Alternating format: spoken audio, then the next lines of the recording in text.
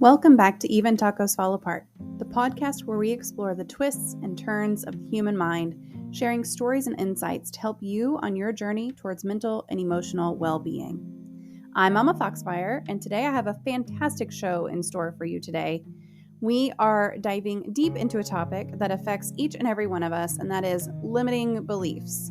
Those pesky thoughts that hold us back, keep us from achieving our goals, and sometimes make life feel like a never-ending uphill climb.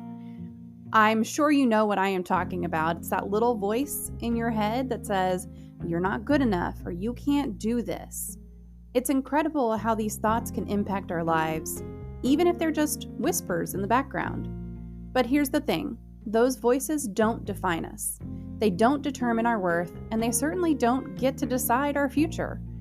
Today, we have a truly inspiring guest who's going to share her journey of breaking free from limiting beliefs and embracing her inner superhero, as well as how she helps others now do the same. Valerie Maksym, a life coach and author, takes us on a powerful journey filled with self-discovery, growth, and transformation. She's here to show us that we all have the potential to conquer our doubts, fears, and those nagging voices that tell us we can't.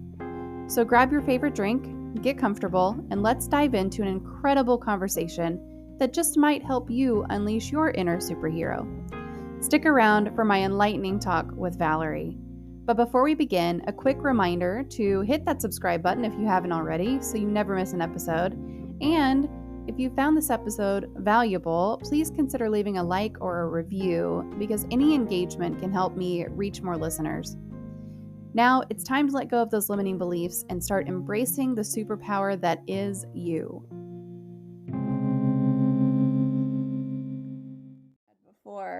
There we go. All right, now we're all in the right space, the right spot. Welcome everyone to another Mental Health Monday. I'm very, very glad that you're here today. Really excited for our conversation. We are going to be talking about embracing your inner superhero and overcoming limiting beliefs. And we have a wonderful guest. Valerie Maksym is here with Maximizing Life, and we're going to be talking through that. So if you have any questions, first of all, while we're going, let me make sure that this is open. Before I actually say that it's open, let me make sure that it's open. Yes. Okay. Now it is. The question queue is open. So if you have questions for our guest, feel free to type them into the chat, put the exclamation point and then a Q, follow that with your question. That'll get it popped in there. And we will make sure that it gets asked and answered and all of that good stuff. So Valerie, first of all, thank you so much for joining us today. I'm really excited for this conversation. Yes, thank you for having me. I'm also excited to have the conversation. Absolutely. So a little bit about Valerie. At the age of 44, she found herself facing the challenges of divorce for the second time. And for the first time in her life, she would be living on her own. The newfound solitude she experienced became an opportunity for transformation as she embarked on a journey of self-discovery. Over the course of 7 years, she undertook the process of healing, as well as finding her authentic self. Valerie is a mother of 4 and a Gigi of 2 granddaughters. She is an author, life coach, and nationally qualified NPC fitness competitor. I do have a few socials and also your website to share with everyone if you are interested in connecting with Valerie on Instagram, Facebook, or her website. Feel free to click through to any of those links and that'll get you connected. So again, thank you so much just for taking the time out and joining us. So you, in your bio, you mentioned kind of this journey of self-discovery and transformation after your divorce. Can you share some of the key moments or realizations that kind of set you on that path to healing and finding your authentic self? Because I know in divorce, I'm divorced myself, but you can really lose yourself there for a little bit. So how did you find healing and start to find yourself? You know, at 44 years old, when I had divorced for the second time, and I had pretty much been married since I was 18 or 19 when I got married, right around that time, and just not realizing how broken I was. I wasn't like getting a divorce thinking I'm going to go out on this, self-discovery journey. But I was really broken after this divorce because at 44 years old, I didn't have a college degree. I had always been a stay-at-home mom, so I did all the household things. I took care of the house. Everything that you could think of from that being at home, that's what I did. I took care of the kids. I did all their activities. And so that was a really, it's just a really hard time to be like, wow, this is harder than I thought. And I guess in that process, I I ran across a life coach at a party, and I did not know. I was at a friend's house, and she was having a get together, and there was a lady there, and she's a life coach. And at that time, I'd never heard of a life coach. When I was married, we were in counseling and that, so I didn't really know what a life coach was. And that was my first time. And she's like, well, I do this free clarity call and these things. And so, anyways, long story short, I signed up for 6 sessions with her. But the thing that really, I guess, was an eye-opening moment was I couldn't even answer her questions. And then it made me question myself, like, well, maybe this isn't for me, because I think I'm a little too broken to do this. Because I mean, things like, what's your favorite vacation place? What's your favorite restaurant? What do you do for fun? What are your hobbies?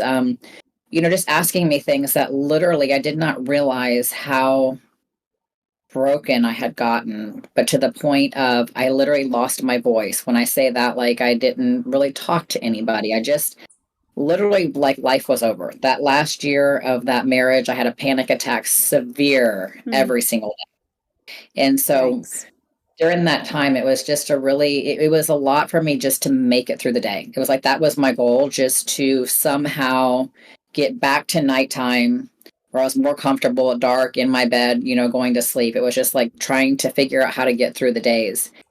So whenever I did have the life coach and I did get through those 6 sessions, I realized, wow, I'm really broken and I needed to figure out me. And, I had a few things said to me from not only her, but another friend who is in counseling. It's like, you are the common denominator in all of your mess. And, who wants to hear that, right? I had 2 marriages and I was the common denominator. Why did I allow what I allowed? Why did I stay as long as I stayed? It would be real easy to play the victim mode, which I did for a while. And yeah, but they did this and they did that and they did this, and just feeling right in my own feelings. But at the same time, I realized if I wanted to heal and move on, I had to ask bigger questions like, but why did you allow it? You didn't have to stay. You didn't have to put up with it. You didn't have to forgive 55,000 times and keep going through the motions. You could have put some boundaries there, and I didn't. And in that process, I realized I didn't like the word self-love. So that was one of the things my life coach talked on. And to me, it was just, I don't know, there's just some words that just hit you wrong. You're like, I just don't like that word. I didn't like that. I felt like I have self-love because I love so big. I give so much. If you're my friend, you're going to know, like, oh my gosh, she loves huge. That's just who I am. But it never really occurred to me till about 3 years ago. It just hit me because I had another relationship, and that relationship was just as rough and turbulent as my marriage is. And that ended 3 years ago, and it was tough. And so I just got to a point that I just had to take that time out and look at what does self-love mean, and really work on learning how to stand up for myself, love myself, say no when I want to say no, practicing these things. And by doing that, I realized I started slowly putting boundaries up. I slowly stopped letting people treat me certain ways. So I did put together that, wow, all those years I didn't have self-love. I wasn't authentically myself. I wasn't attracting the right things. There's so many things we can talk about right there. But, just on that journey of when I did find self-love, it really turned things around. Yeah, it's hard whenever you get divorced and you have to think, all right, it's kind of a change in thinking of, well, what's my favorite thing, right? What's my favorite insert blank here, restaurant, or like you were saying, vacation spot, or anything like that? Because for however long you've been married or however long you've been in that relationship, it's been a joint decision, right? And then having to make all those decisions, some people find it really freeing, and some people find it really daunting and scary. So I was at a place in my relationship that I was just kind of told what we're doing. We're going here. Yeah. This.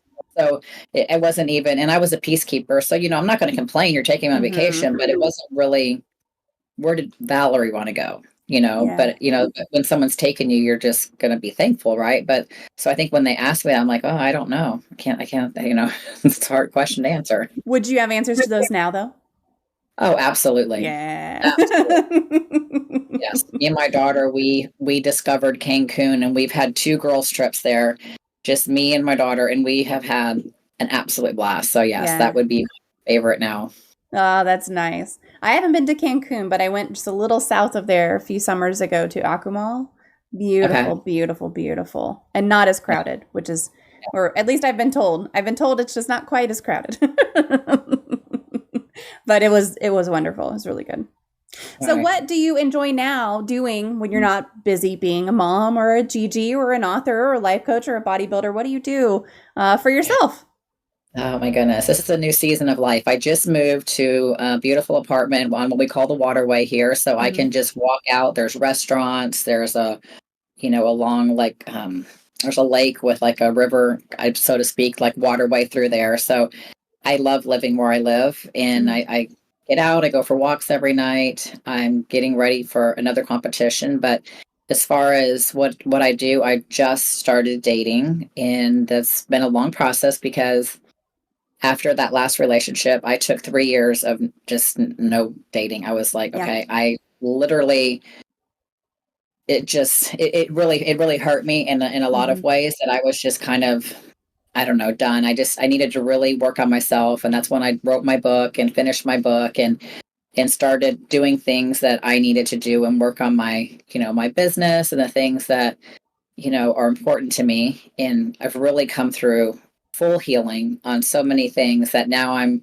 ready to date and found the most amazing person. And so I go on dates too, but I stay really busy with all that I'm doing because I'm personal trainer, I'm life coach, Yeah. I'm on podcast and writing my second book and just lots of things I'm still doing, but all making time though for some fun. Yeah. So you're writing your second book. What's that one going to be about? If You you know, want to my share, no pressure. I don't know the exact name and everything yet. I do. We've gone back and forth on some things, but it's a play on superheroes, and it Mhm. really is. It really dives deep into, because my first book I talk about unleashing your inner superhero and like Yeah. discovering your superhero. We all have one, and basically when I say that, I mean that authentic self that lives inside of you. For many of us, we don't remember what that looked like unless we think it back to maybe when we were 6 years old, 8 years old. It's different Mm-hmm. ages for different people when they just felt like they could freely be themselves, freely just say and be like that, that without any worry, without any judgment, without any trying to live up to everybody, people's expectations or, how should I act and do and be, but getting to a place where you know yourself so well that you're just free to be authentically who you were created to be. And I literally have worked on that so hard the last 3 years. In the rewards of doing that, I have found, is you really do start attracting all the things in life that are meant for you because you're showing up every day in such an authentic way that opportunities, friendships, relationships, Mm-hmm. you just find these things that you just never thought possible. And you're like, wow, like, wonder if I lived my whole life like being authentic, where would I be? I love talking to younger people. Like, usually the 25-year-olds gravitate to me when I go places and they want to hear more and know more. And I love that because I think we just live in a society where we just want to compare and, look at, who's the next person on TV and what they look like and what they want to be, and just always chasing something that's kind of out of Mm-hmm. our reach. And I lived my whole life like that, just chasing to be something that everybody else perceived to be what you should be, but I could never quite get there. And so I Yeah. always felt like a little bit less than, never quite enough. And it showed in my relationships because I showed up like that. I showed up, never feeling like I was enough, never feeling like that I was worthy, never feeling like, and that comes across in your energy and in your behavior. And then you attract that a different crowd of people, a different atmosphere. So just trying to break free from that. Yeah. You brought up dating after divorce also, and I mentioned that I'm also divorced. I got divorced right before COVID, thank God. Uh, and and it was like I got him to move out between Christmas and New Year's of 2019. Wow. So that close Right to before. probably becoming a murderer myself. So, but yeah, I mean, I took a really long time to start dating as well, and it wasn't because I didn't want to meet someone or anything, but I was just like, I think I need to be on my own for a little while and just kind of settle Right. in to that. And now I'm picky as fuck. Like I am Yeah. so picky. I wasn't that way. I literally, because between my first and second divorce, 6 months, I was remarried. I was already like, I had a time frame of 6 months, I'm going to be remarried. So I was looking, okay, I need to find my next person. Let's speed this up. Let's go. And for whatever reason, that was not the plan for me, because I could not try to date somebody if I tried. I mean, I tried, and it's like, it's like you just kept hitting, doors just slamming, doors just slamming, doors just slamming. It's like, okay, I guess you're trying to tell me something. Like, I need to figure some things out, because I would have, like, that was my full on goal, to be like, okay, who's next? Yeah. Maybe I'm the messenger on the other side of that for other people. I'm like, close that door. You can go find yourself. Come back to me later.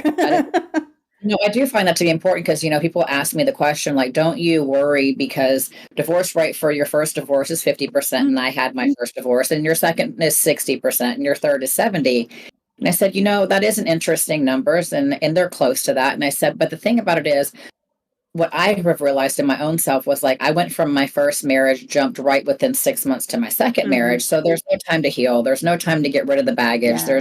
You're just taking it from one to the next. And I think that's kind of typical in our society. We don't like to be alone. So we want to be with somebody else fast. And now this time that I've taken 8 years now to heal, I feel like, wow, I have worked through every last thing. I have zero unforgiveness to anybody. I will not talk bad about any of my exes.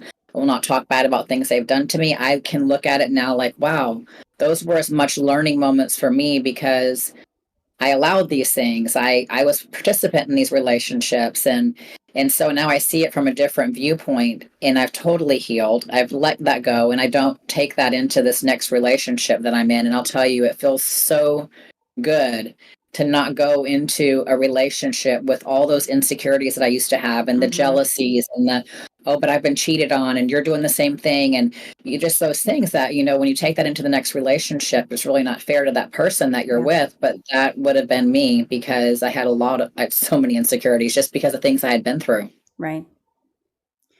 Do you have a serial killer or true crime story that fascinates you?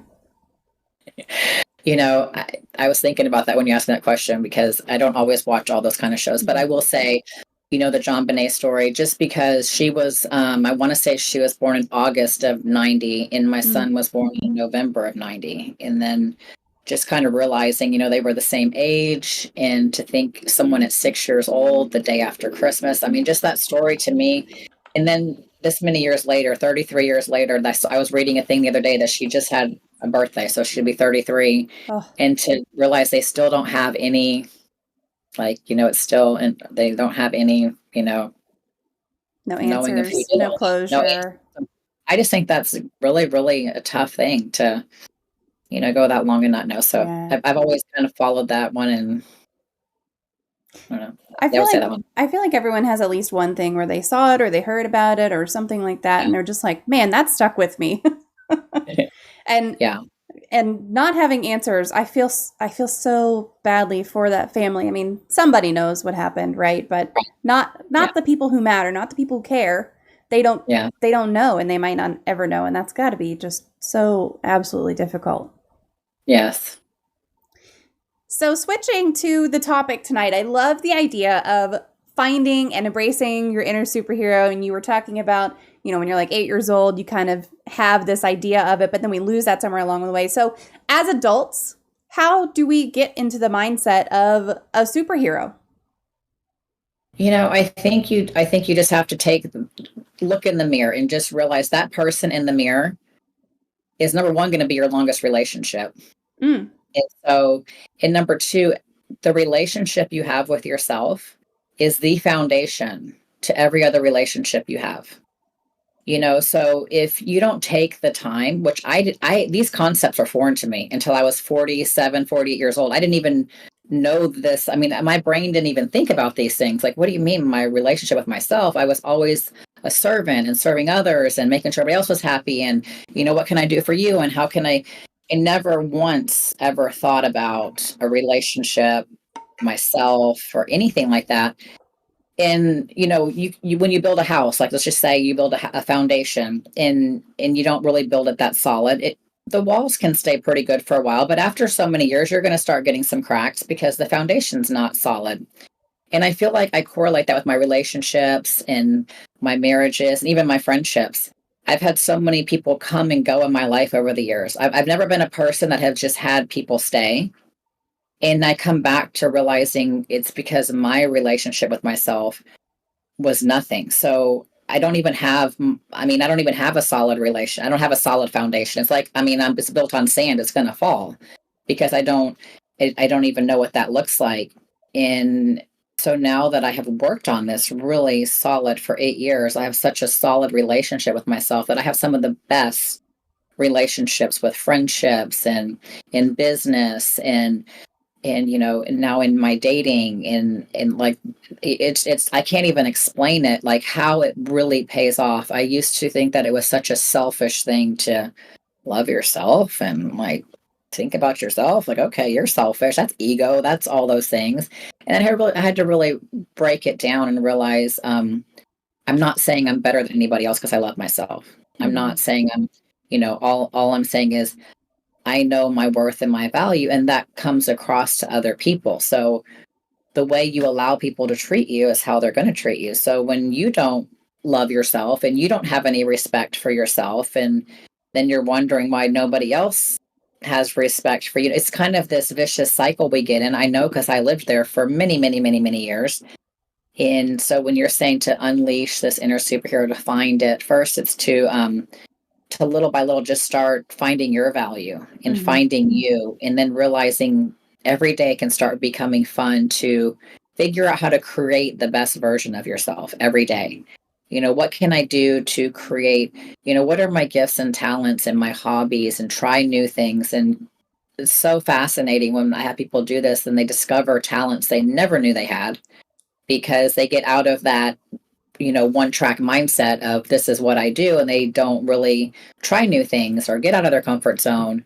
And then they're like, yeah, when I was in high school, I used to play this instrument and I loved it, but and then they pick up an instrument again or a guitar and they start playing, like, oh my gosh, this has become like my therapy. And just getting back to some of the things that were important when you were younger, and just really realizing that you do matter. You're a better mom, you're a better wife, you're a better friend, you're a better coworker whenever you are happy and feel good about yourself and love yourself, because it makes everybody around you, they all benefit from it. So it really is important to take that time to find that inner superhero, because I tell people, everybody has their own DNA. So if you have your own DNA, you have gifts and talents and things, and there can be a million life coaches out there, but if you just life coach or you speak in what is authentic to you, you're going to resonate better than if you're just trying to read a script or follow what other people tell you to do or be. And that goes with any, line of work. So there's never too many of whatever it is that is your hobby or your thing. The key is making it authentic to you and show up the way that just feels the best for you. And I think that's when you attract your crowd and you attract your tribe and the people that are drawn to you. Yeah. If someone is having trouble tapping into their authentic selves or loving themselves, what are some steps that you encourage them to take? I really like to just ask a few questions, and just say, well, it's kind of a talk. I listen. So we all have limiting beliefs. And those are things that could come from childhood. Those could be things like maybe you were told as a child, oh, you're just stupid. You're just dumb. You can't figure these things out, just however the wording was. And so maybe you want to, be doing a career, doing something, but you just don't feel like you're smart enough to do it. And it holds you back, but it's in your heart and you want to, but you don't even want to try because you just keep listening to these limiting beliefs that pop up, like, oh my gosh, for one, you're too old right now. And for two, like, you're not smart enough to do that and you can't do that. And so really working through those limiting beliefs and turning around positive affirmations that counter that. And when those limiting beliefs want to come up, I'll speak out the opposite. I am smart. I can succeed. I can do anything I put my mind to. And I just really had to, I did that for years, just getting rid and breaking those down, because limiting beliefs we carry usually are something somebody said over us, and that was just their opinion. So very interesting how we take someone's opinion of even 10, 20, 30, 40 years ago, and we hold on to it today like it's gospel truth. And when you think about it like that, you're like, oh, well, why? It kind of sounds silly, right? Like, Yeah. wow, somebody told me that all those years and I'm still believing it. But, the mind is a powerful thing, and the subconscious is very powerful too. So getting in there and getting able to, just turning it around with positive affirmations and speaking, I'm really a big believer in your I ams, and just words create worlds. The way that we speak and the way that we talk and the way that, you know, again, the words that come out to me are just so important. Negative self-talk is something that we've discussed on the show before, and it's one of those, it to me was one of the hardest things to even start to overcome, because it is hard to, when you have a thought of I'm not worthy in some way, shape, or form, it is hard to flip that around and say, actually, I'm gonna swap that and say I am worthy of XYZ, because it's your thought, right? It's that thought came from inside of you, and so now you're trying to contradict yourself. But yeah, that I think positive affirmations are something that can be really helpful. And if you can turn that inner critic down a little bit and maybe flip it around some, that's got to be super helpful. Yes. I know superheroes in movies, if we're talking about like all the superhero, Marvel, DC, whichever one everyone prefers, I don't really care. They face a lot of obstacles and challenges, right? That's why we have movies about them, because they show all of these inspiring things. So how can we draw inspiration from the resilience and kind of determination of superheroes to get through some of life's normal difficulties?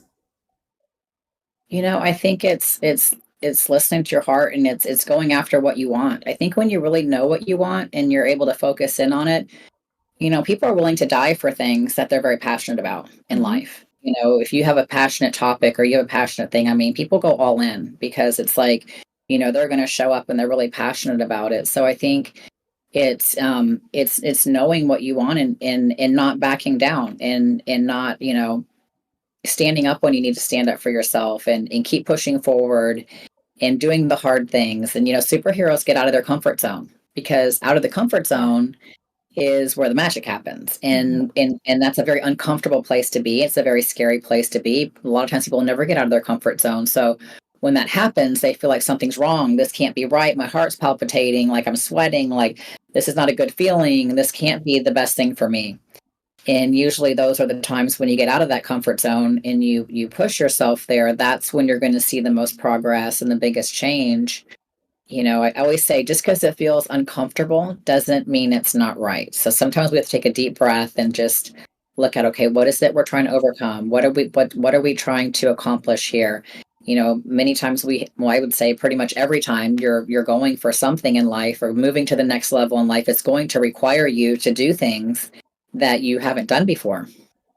Yeah. So when you're trying to break free from a limiting belief, and I know that can be really challenging, and I know that most of these limiting beliefs are self-imposed, even if they came from something external like we're talking about. Can you share some actionable steps or exercises that you have people do to try to dismantle some of those? I mean, we can say positive affirmations and all of that, but what's like a real example you might use with somebody to help them? So I have a couple. I had to put a rubber band around my wrist. I would find myself talking about the past a lot, hurtful things. And then I would find myself getting depressed because of all that I had been through. Oh, I had been cheated on. Oh, I had been lied to. Just all the things, right? And you're just living in this doom and gloom. I can't fix it. I can't change it. It happened, but I find myself talking about it. I find myself reliving it. I love listening to Joe Dispenza. He says the brain cannot tell if when you're reliving things, if it's actually happening in the moment or it happened before. So literally you're torturing yourself, because it's like you're going through the same thing. I was going through the same thing hundreds of times over and over and over again. It's like, no wonder I'm spiraling down and I'm being depressed. So I'd pop the rubber band every time I would catch myself thinking of my past or talking in my past, because I had to do something to like try to change the behavior. Yeah. And then I would realize, then I would start worrying about my future. Well, how I'm going to make it, a stay-at-home mom all these years. And now I'm like kind of thrown into here and what am I going to do? And, I would just start worrying. And what about my retirement? Just all the things that I can't like fix today, but, so then I would pop the rubber band when I would having that. And I would just realize I only have this moment. We all only have this moment we're in right now. So it's like, what are you doing right now to better your tomorrow? And so I would have to just find little baby action steps that I could do that would help me build a career, build my future, whatever that was. I took some classes. I got my life coaching thing. I started personal training clients. I just started doing the things that I could do and the things that I could control today. And just really, even when I do catch myself trying to think about the past, I really try very hard to be present and to be in this very moment, so that's one thing. And I will say, one of the things that I had a really hard time overcoming just in the relationships I was in for my entire life, I never felt like I was enough. So it didn't matter what I did. I wasn't pretty enough. I wasn't this, I wasn't that. So I literally thought when I had divorced at 44, I was so broken that I was probably the ugliest girl on the planet. I mean, and I know when people see that or hear that, it's hard, but like my first husband said lots of stuff to me just daily. And I just had it ingrained in me for many years. And so my life coach asked me to say, I am beautiful. That doesn't sound like a hard thing to say. Mm-hmm. She's like, Valerie, I need you to say out loud, I am beautiful. It was like I all of a sudden had a stutter problem. Like that I could not get the words out. Yeah. I would be like, I am, I couldn't even say it. It was the weirdest thing because I so did not believe it. Mm-hmm. And it made me realize, oh, wow, I can't even say this. And so it took me a long time every day getting up because I have my I ams, and that was one of them. I stumbled over that for 2 to 3 years, just couldn't. That's a long time. I mean, because I have my I ams over. And about 4 years in, I could say it, but it would just be like, I'm beautiful. There's no like belief to it. And it's only been in the last like 2 years, I've realized what true beauty is. It begins within, I've healed. And so now it's like, I can say, I am beautiful. And I can see that every other woman is beautiful because we all have gifts and talents we bring to the world. So I see it through a different lens, through a different framework. But, it just took years of me having to say, I am beautiful. And that was not easy at all. So I know when sometimes you're saying people with their positive affirmations, you feel like you're lying because you're like, well, you're making me say something, but I don't believe it. And I'm like, I get that because just because you don't believe it doesn't mean it's not true. Yeah. And so I had to, regardless if I believe, were to believe it or not, knowing that I needed to have a better feeling about myself. So I just persisted, and kept doing it. But it took me years. So I think on this journey, when you're saying of, finding yourself, it's one day at a time, and it's giving yourself grace, and it's focusing on where you want to go. And that's really what matters. If you stay focused on where you want to go and stop looking back at where you came from. Yeah. I like this comment in chat, changing your thought habits. Yeah. It's harder than it sounds, right? Sometimes it can be really, really difficult. and I still battle with things, but I don't think we ever quite arrive, right? I mean, we're always in a learning and a growing, state, but it's about moving forward. Yeah, it is a skill. And the nice thing about skills is you can develop skills. Like it's not that it's a talent.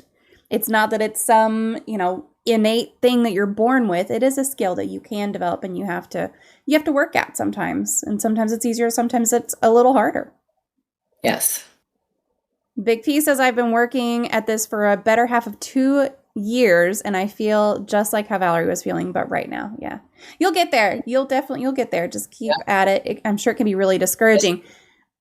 When you have the aha breakthrough moments, it's very, I've had so many of them that it makes me keep going, even when I want to give up and quit, but you don't quit on yourself. You show up for yourself every day. Yep, absolutely. So I know that it can be sometimes uncomfortable, sometimes a little uncertain to go through all of this self-discovery stuff. How can people stay committed, like Big P's is talking about that they're right in the middle of it right now. How can they stay committed to personal growth even whenever it is uncomfortable? I just try to, whatever topic is really concerning me at the moment. Let's just say you're wanting to date, but you don't, you, it's just hard. I would listen to podcasts on dating. I would listen to books because I don't have a lot of time to sit down and read. So I would listen to them, and I would keep the things in front of me that I really wanted to develop more. And that way, every single day, and I do it every morning. So every morning I try to get up where I have at least 30 minutes. That's something in that first 30 minutes of my day. I'm listening to a podcast. I'm listening to something that's, keeping me moving forward in a positive way. I say positive affirmations. I sometimes I'll just sit down and write out my goals and just trying to stay focused on where I'm going and what I'm wanting to, my intentions, because our intentions, we need to put them out there so they're heard. And that way, when you put that intention out there and people hear it and you hear it, it just kind of keeps you accountable as you're, working towards that. But it's definitely, I don't know how to say this. So like I said, I would listen to a book or a podcast, and then all of a sudden something at the bottom of a different book would come up, and I would be like, oh, I'd kind of look through them. And then I would maybe like 3 or 4 books later find that one. And that's the book that I needed at that moment. So I think it's just about showing up for yourself and putting in some work. And maybe that podcast you put up, because probably 8 out of 10 times it wasn't what I needed to listen to, but I had it on there and then something else popped up. And I'm like, oh my gosh, that's like what I needed.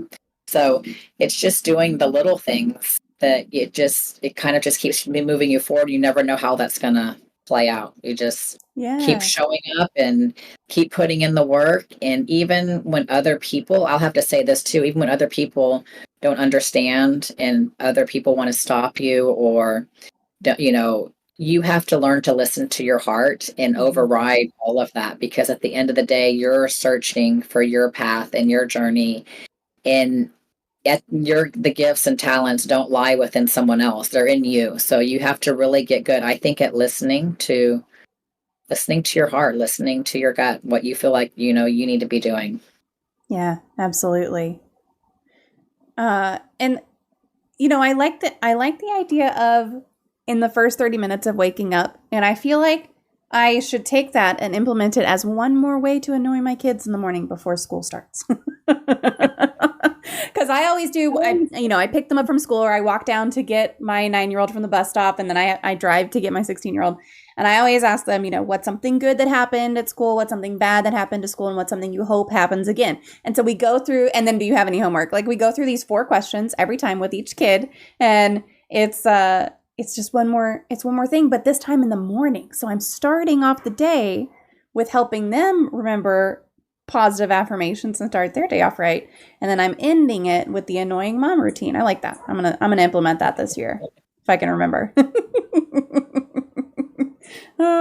So Bite Mark has a question in the chat. She says, "What is your favorite poem?" And I love this question. Oh my goodness, my favorite poem. I can't. Off the top of my head, I can't even quote you my favorite poem right now. That's terrible, isn't it? Listen, favorite songs or poems? I'm such a big person on quotes. One of my favorite things is, every level of life is going to require a different you, and that's like really one of my favorite things, because I'm a really big believer that we should never stay satisfied, or stay satisfied in a place, because I talk to so many women in their 40s and 50s, and they feel like they've arrived. They're just happy. They just stay right there. And it's like, hey, you were created for so much more. You could have 30, 40 more years of life. What do you mean you're done? And you're like, you have many more levels of life to go. Like, maybe you have accomplished a lot that you're happy to have, but always be dreaming bigger and exploring new things and new ideas, and don't stay stuck, forever. It's good to live in a comfort zone for a short period of time, but when you're there too long, things get stagnant, you get bored. It's like, okay, you just kind of feel like, I need something. And those are usually the times that, okay, it's time to kick it up and let's get to that next level, because we should always be evolving and becoming a better version of ourselves. Yeah, absolutely. I love that quote because it's true. Like, Right. even day to day sometimes, like you have different things that you're going to have to draw on within yourself, strengths that you can draw on within yourself to get through one day or the next day. But especially over time, like you got to always be evolving and developing and growing and everything. Yeah. Big P says, my favorite and most impactful to me is when I heard, if you want things in your life to change, you have to be willing to change things in your life, and that includes the way that you think. I like that. That's really good too. Mindset is everything. Absolutely. That one thing, if you think you can, you can. And if you think you can't, you can't. I mean, you know what I'm saying? So it's just really important to get that mindset right. Yeah. Whether you think you can or you can't, you're right. Yeah. I want to talk about your book a little bit. So you have one book out, right? Maximizing Life, and that talks about your journey and self-discovery and self-confidence. So what inspired you to start sharing your story through writing, and what do you hope that people will take away when they read your book? You know, I have a lot of things in my book. So first of all, I wrote the book myself. There was no chat GPT. There was no, I hired a company and I paid them $8,000. They ended up being a fraud. So I had to edit it myself. I had to format it myself. I had to write it myself. In high school, I passed all of the reading, writing with a D minus. That's never been my thing. So I was just very excited that I got this first book out. And you know, like my whole life, I was told how to dress and what I could wear and what I couldn't wear and what I could do and what I couldn't do. And so my first book is you know, in the back of it, I actually even have my I don't even know if you can see this, but I have my bodybuilding picture on here. And you know, and some people don't understand, but I was always the girl that, you know, just couldn't be me and couldn't do the things that made me happy. But that's my authentic self. So just even having on my book, my authentic self, and I know I'm not going to attract everybody with my cover and that, but I'll attract my people, you know, I'm starting off the thing with just being authentic to who I am. But in the book, the first 4 chapters are how I went from literally survival mode, trying to get through the day, panic attacks, self-doubt, worry, unworthiness, unlovable, all those things. And how I went from that to having self-confidence, you know, showing up for myself, crushing my goals, speaking in front of people. I mean, before you couldn't have paid me $1 million to speak in front of 2 people, you know, and just overcoming my things and working through all of the things. So my first 4 chapters talk about how I was able to do that. And real quickly, I had like this vision and I had to write it out because it's like, it just said to me, Valerie, you've been in charge your entire life as to when you soar. I mean, you go places and you know, you go to the places you want to go, but you haven't gone there because you've chosen to hang on to all the baggage of your past. So your airplane is weighed down, as correlating to an airplane. Your airplane is weighed down with all the baggage, and it's so heavy that it's impossible to even get off the ground if you tried. But because you've healed over these last 7 years and you've thrown one bag out and the other and truly found forgiveness in yourself, in others, my plane is so light that I will soar to places I never thought possible. And, you know, when we show up in life and we're so heavy, you know, it's just hard to even get through like the day or anything. And you're in survival mode. And when you can get to where you lighten that load, you know, you're able to show up for yourself, and that's where growth happens. So basically the first chapter is, you know, on forgiveness, letting go. And then I went into self-love, what that means and what it doesn't mean. And then after you have the self-love for yourself, then I went into the limiting beliefs, because we've got to get rid of that negative self-talk that wants to talk in our ear. And then the 4th chapter is, you know, I had walls around walls. I had been hurt so much that so many walls went up. All those years, I had walls around walls around walls. And I kept all the bad out for all those years, for 44 years. But I look back and I'm like, how much good did I keep out? I would go to networking events with women and sit in the back and have a scowl on my face and an energy like, don't talk to me. And nobody talked to me. And I didn't get invited to things. And I didn't attract people. And I didn't, you know, so like, how much did I keep out? So when you want to have love and success in your life, the walls have to come down, even if you can get them down to be a fence where you can see through it, you know, baby steps. But you have to, if you're wanting to live that full authentic life, to realize that that guard from the heart has to come down. And I will say that was the hardest thing. And that's something I still work on, but it has come like down, but I still find moments of it wanting to go up, and then I have to remind myself. And then I also wrote a goal setting formula because I do have ADD. I'm like, okay, well, I get my life here and I'm ready to start conquering some goals, but I start goals and I don't finish them. Mm-hmm. And so I wrote a formula: F plus C equals M square. So I really talk about, once you have what you want to do, we're going to focus on the goal. We're going to narrow it down to be exactly what you're wanting. We're going to write out the action plans, and we're going to stay consistent with those actions, whatever those are. Somebody wants to lose weight, I'll say, give me 15 things that you could do to help you on a weight loss challenge. Mm-hmm. And they write down 15 of them. I say, okay, now circle the top 5, and they'll circle them. I'll say, okay, now tell me the top 3 that you will do from sunrise till sunset for the next 90 days, no matter what, that you will commit to. And they'll put those, just, okay, 90 days, I want you to do those.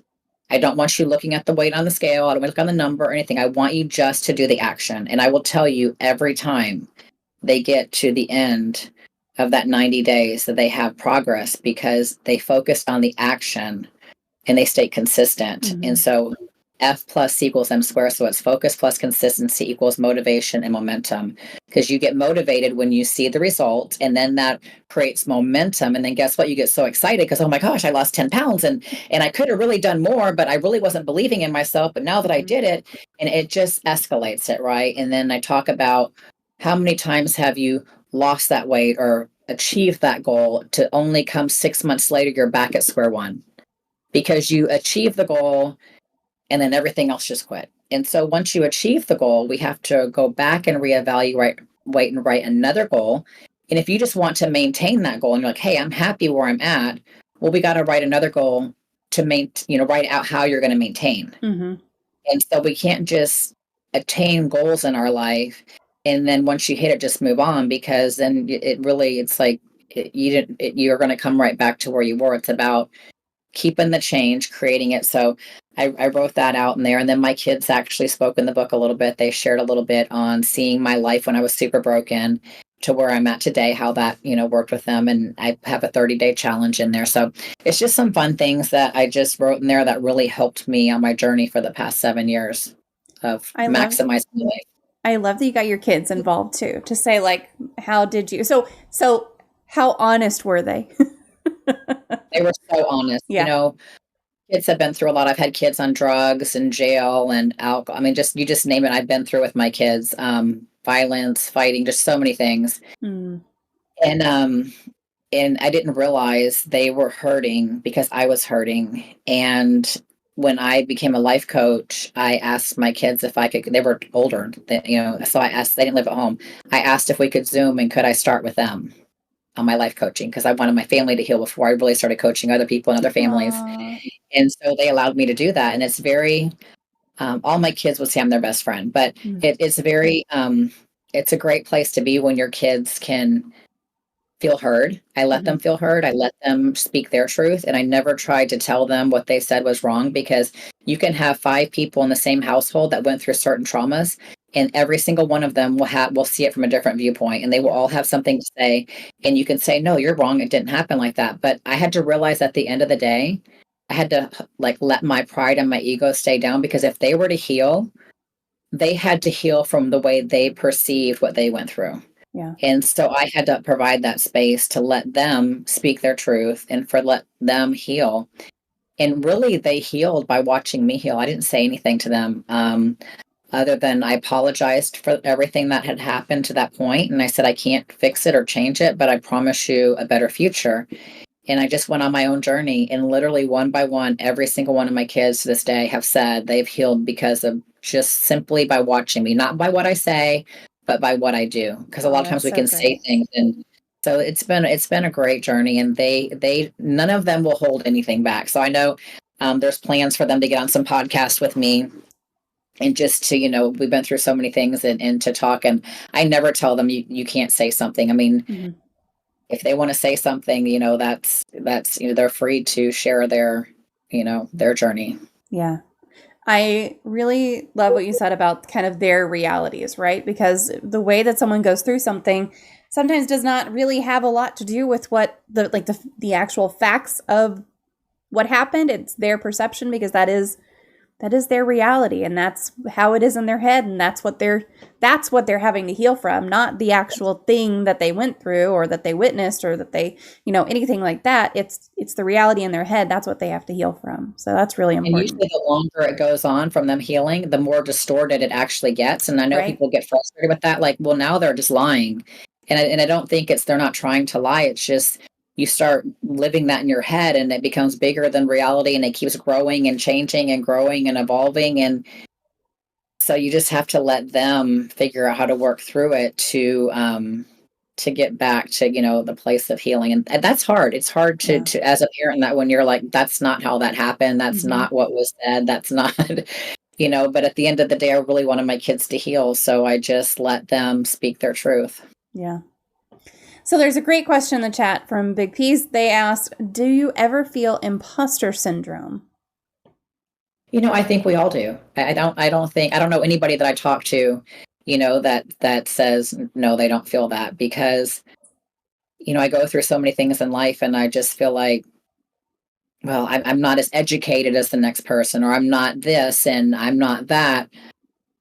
But I do know my gifts, and I do know my talents, and I do know my God-given gifts and my purpose, and, the things that I do. So I have to, a lot of times, just remind myself, just stay in your lane, Valerie, and do what you're called to do. And that does help me to not feel like, having that imposter syndrome, because, again, being my authentic self, because it's real easy to compare and look at other life coaches and, oh my gosh, they have 25 certificates of every, different thing, or, it's, we're all on a different journey and on a different path, and the way that we show up and help other people. And I try really hard to, when that tries to come up, I just try to be like, I'm going to show up my best version of myself, and I'm going to give all that I have to each of my clients and be the best version. And again, every day I literally listen to podcasts and something learning, I would say 4 or 5 hours every day.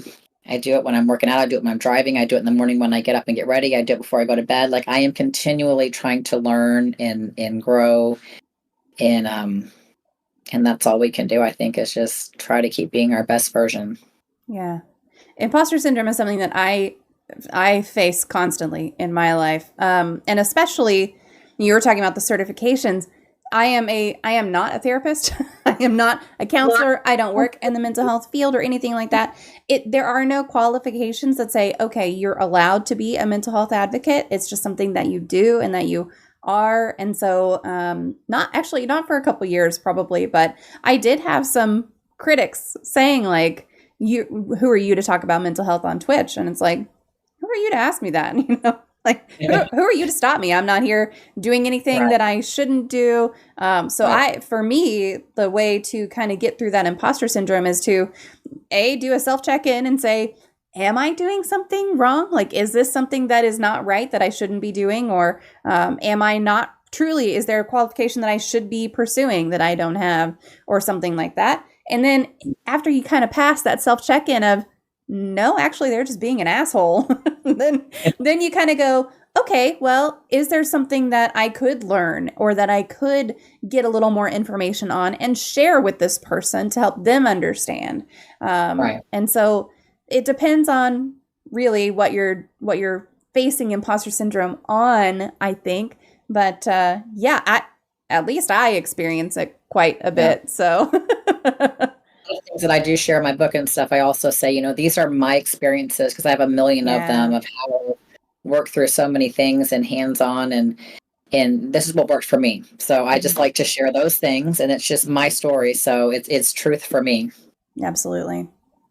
So we talked about self-love a little bit earlier, and I want to kind of go back to that, because when you're trying to break free from these limiting beliefs, you do have to have a lot of self-acceptance and self-compassion. So how do you encourage people to be a little kinder to themselves and to practice self-love throughout their journeys? Start listening to how you talk about yourself, because you'll be surprised the things that people say. Like, I'm so stupid, I never get this right. Or, just in passing, just the things that they continually say over themselves. And that's an energy, and people hear that, and that gets, it's almost like you're putting it out there, that's what you're putting over yourself. So for me, I really had to, in the beginning, because I would say things over myself too, just how I felt. And I'm like, okay, I might feel this way, but I've learned to not speak it out loud. Mm-hmm. I obviously, like, I'm human, so we all have negative thoughts that come. That's never going to stop. So when those negative thoughts come, if I want to say something out loud, I say the opposite. If something will tell me you're never going to be a best-selling author, I'll say, I'm a world-renowned author. I'm a best-selling author. That's what I say. I'm a best-selling author, a world-renowned speaker. Like, I'll say these things out loud because something's trying to come in and tell me that I'm not. Or if you feel like you're not worthy, or you're not beautiful, or you're not enough, because we all have these things in certain situations that we're in, I will say, I am enough. I am valuable. My voice does matter. I am worthy, regardless of what situation I'm going into, or who's in the room, or, what education they have, or all that. Sometimes we're, having that negative self-talk that we maybe don't belong. I do belong. Yes, those come, but when they come, I really try very hard to keep it on the positive, keep it, that positive energy goes a long ways when you can show up and overcome when the negative is trying to be thrown at you. Yeah. I know you talked about the learning every day and the putting on positive podcasts and all of that. Is there anything that you do now in terms of self-care or other purposeful activities to kind of keep you going beyond just learning more? I've tried to meditate for years and I just could never get it. Same. Like, I'm just saying that, oh my gosh, it's so amazing. I finally have got some of the understanding of it just by listening to a few people. And so I do some guided meditations whenever I need to do them more. But when I really do feel like I'm getting out, like I need to come back to my center, if I want to say it, so to speak, because I'll let my emotions get the best of me, or I'm overthinking things. Like, okay, I like to come back to my center. This moment I'm in right now, I need to come back right here, take a deep breath, let everything settle. Stress kills us. And so just really, I do try, like I said, the meditating, and I'm a big advocate on taking a time out and going to get a massage, doing things just to keep the stress levels down, just doing whatever, it can be simple as, going for a walk, or going down the park and people watching, just whatever, brings you a little bit of calmness. And I really no longer listen unless it's a podcast, but it's really interesting. When I'm in my car, I try to have nothing on. My kids are like, Mom, that's so weird. And, but I do, it's my quiet time. And it's really, a lot of people have a hard time being with their own thoughts and having a silence moment. And the more I do it, the more I really get clarity on things, because your brain is quiet and just everything just starts going. And when I feel emotions, I let myself feel the emotions, and then I ask myself, why am I feeling this way? Or if I'm not feeling worthy, or if I'm not feeling like I'm enough, I sit with that, and I'm like, well, where is this coming from? Why do I feel this way? To try to work through it. And in those moments, I don't know, I just have little breakthroughs, and it's like, you have that little pep talk with yourself, and you get yourself back out there and you keep going. We talked about doing that just last week. So I had Terry Tucker on, and he was saying that you need to do one thing that's difficult every day. Just do one hard thing. That could be making a dentist appointment. And we landed on one of the hardest things is just sitting in silence with yourself and letting your thoughts come and go as they will, but not giving them any attention, and not necessarily meditating, but just not having any distractions. That it's really hard. It is really hard to do sometimes. It is, yes. And it's just practice, it's a skill. Like you said earlier, you're developing the skills. So it might be very uncomfortable in the beginning, but sometimes when things are uncomfortable like that, it's like, maybe this is something I really need to do. Why am I having such resistance to this? And just kind of challenge yourself to, to push through and see what comes up.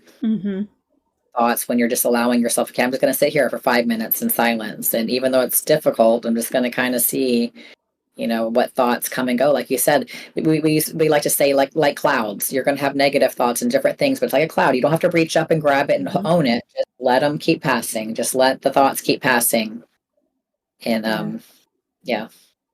So you said that you had a hard time meditating, and then you found some people to listen to who seemed to help you. I would love to know who those were, because I also have a hard time meditating. I really have, and people have their different takes on Joe Dispenza. The reason I like him so much is because he really, well, for a couple of reasons, is he really broke down on, there's a couple of videos, he really breaks down what you're doing when you're meditating, when you're taking the deep breath in and you're holding it, and how it's bringing all the oxygen or all the things up to the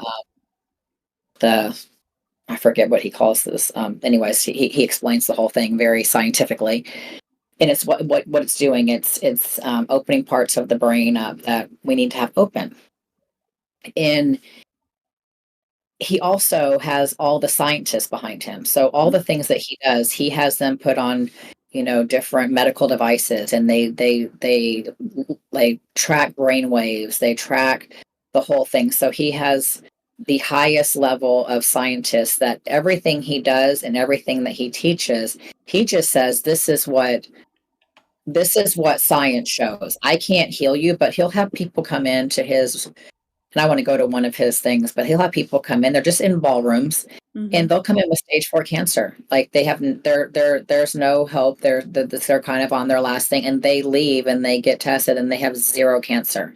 Wow. Like this has happened hundreds and thousands of times. It's documented.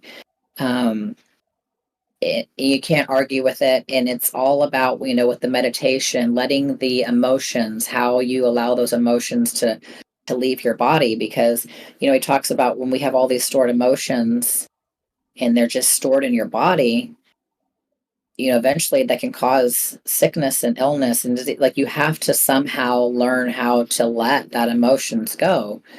And he said, no different than when you eat food, you have to let the food has to come out. Well, we have these emotions. And, I watched my dad die when I was 12 years old, and he died before my eyes. He had leukemia. I was up with him in the night. He hit the ground. He bled out. I ran to my room. My mom ran in there. We never spoke about it the next day. So that nothing happened.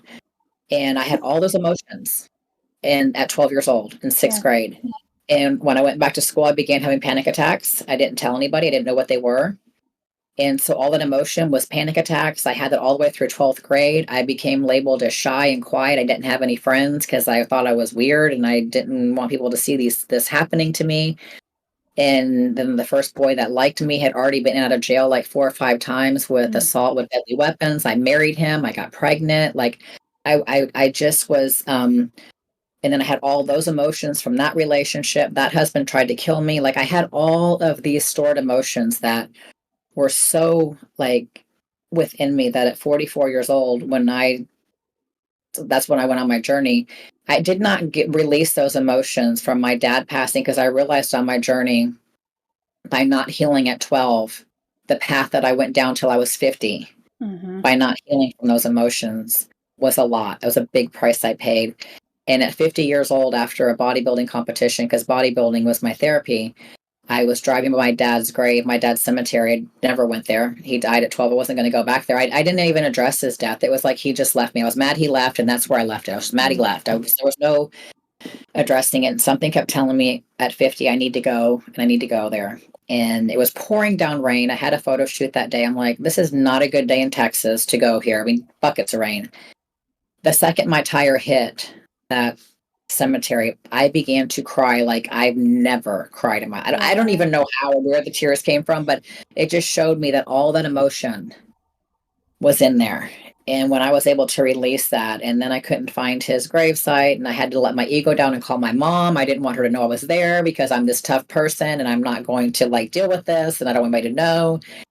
So I had to call her, and I ended up finding it. And literally for an hour and a half, I just sat out there and talked to him. And it was the most healing moment of my life, and letting those emotions pass. And so, like Joe Dispenza says, when you go to those, when his things and the meditations, it's kind of like the same thing. You're getting in this place where you're able to work through and breathe through and allow emotions to pass, and the healing that takes place. And so that's really where I found a lot of healing. Mm-hmm. Now, I know you said that you went through therapy and everything. Did you ever try like EMDR or anything like that? I really did the life coaching thing. I've done a few things and that I might have done that. I don't know. I had a few like chiropractic friends that I went to that did all kinds of stuff. They did muscle testing, they did all kinds of stuff on me. And just because I was just in a place of, clearing chakras, doing all the things, it just helped me. Like I need something because Something's got to work. I just was willing to try, Yeah. so many things just because I wanted to feel better. Yeah. Yeah, that's, sometimes you kind of get to the point where you're like, I'm going to take a little off of this, a little of this, a little of that, a little of that, and just something will start to work. And I think that's what you have to do because we're all so individual that I realized I had to, before I just used to be one narrow-minded, like, okay, this is it. And things didn't happen. So I did have to get out of my comfort zone and get out of certain thought ways of things and try new things. And when I did that, it's like, wow, okay, that really did something. Yeah. Man, you talk about chiropractors and releasing emotions and stuff. And even sometimes massages, like if you get a really good deep massage, sometimes that really does help you release emotions that are stored in your body. And they always talk about both massages and chiropractic care. Drink lots of water, try to take it easy, like all this stuff, no matter what you had done, because it can release so much out of you. Just the physical body manifests some of those emotions. And it's crazy how, what's that? There's a book, The Body Knows the Score. I haven't read it, but I've heard good things. Yes. Or The Body Keeps the Score. The body keeps like the body never forgets or something. I know what you're talking about. Yeah. I was talking about that book the other day. It's on my want to read list. I just haven't read it. Yes. Well, it is time for the magic moment of the stream, and I happen to have this magic wand. If you could wave this magic wand and eliminate one common opinion, misconception, or theory surrounding mental illness, disabilities, or just talking about mental health, what would it be? You're asking me that? Yes. You're asking me, so if I could just wave the wand and we could have a myth be gone, it would be that you are enough just the way you are in this very present moment. Absolutely. I think that would be a beautiful thing to have everyone just poof. Everyone now knows that. Everyone knows. Right. It's gone out of your head that you're not. Right. Oh, that would be great. Okay, well, we have come kind of to the end here. So, Chad, if you have any other questions, feel free to pop them in. And then, Valerie, I'll open it up to you. I will post your socials one more time so that if anyone wants to connect with you, they can do so easily. But if there's anything we didn't talk about or any resources you want to throw out there, anything like that, feel free to just take the floor for a minute. Okay. Well, I think we talked about my book. I do offer life coaching services. All of that's on my website. So maximizinglife.com is the easiest way to get a hold of me. So I think we kind of talked about the other stuff. Yeah, it's in there. And you post all kinds of really cool kind of the motivational or really nice posts on Facebook too. I was seeing when I went to Facebook. I love motivating people. That's kind of my I love believing in people. I love being that gap where they don't believe in themselves yet, but I believe in them so much, and then till they can believe in themselves. So I do like to continuously speak life into them until they can start feeling it. Absolutely. Well, Bite Mark says, just want to say thanks for being here, and I echo that as well. Thank you so much for joining us tonight. This is a beautiful conversation. Thank you for having me. All right.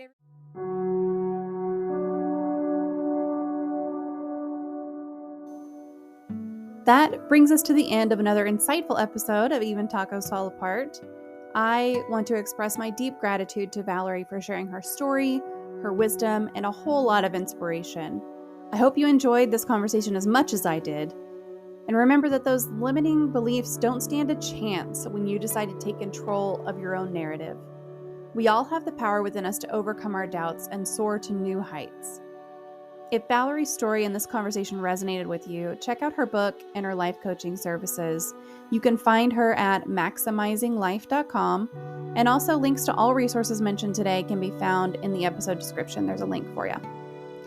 If you found this episode helpful, please consider sharing it with friends or family who might also benefit from Valerie's wisdom. And of course, don't forget to subscribe, rate, and review the podcast. It's really important.